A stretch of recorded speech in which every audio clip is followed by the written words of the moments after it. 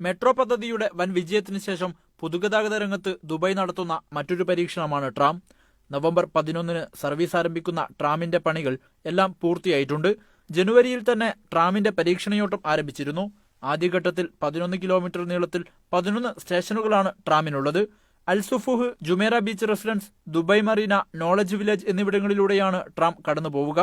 6 minute ഇടവേളയിൽ service നടത്താൻ ഉദ്ദേശിക്കുന്ന ട്രാം രാവിലെ 5 മുതൽ രാത്രി 1 വരെ സർവീസ് നടത്തും. അതേസമയം നിയമലംഘനങ്ങൾ കണ്ടെത്താൻ നൂതന സംവിധാനങ്ങളാണ് ഏർപ്പെടുത്തിയതെന്ന് RTA അധികൃതർ വ്യക്തമാക്കി. ട്രാമിനകത്തും പുറത്തും ക്യാമറകൾ സ്ഥാപിച്ചിട്ടുണ്ട്. ട്രാം കടന്നുപോകുന്ന പാതകളിൽ 64 ക്യാമറകൾ സ്ഥാപിക്കുകയും 150 സുരക്ഷാ ഉദ്യോഗസ്ഥരെ നിയമിക്കുകയും ചെയ്തിട്ടുണ്ട്.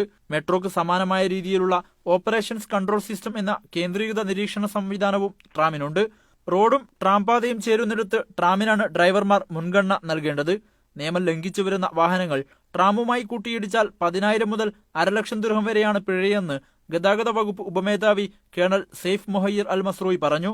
കൂടാതെ അപകടമുണ്ടാക്കിയ ആളുടെ ലൈസൻസ് 1 വർഷം വരെ തടഞ്ഞുവെക്കുകയും ചെയ്യും. ഇങ്ങനെ കനത്ത സുരക്ഷാ സംവിധാനങ്ങളാണ് ട്രാമിനു വേണ്ടി ഒരുക്കിയിരിക്കുന്നത്. Media 1, Dubai.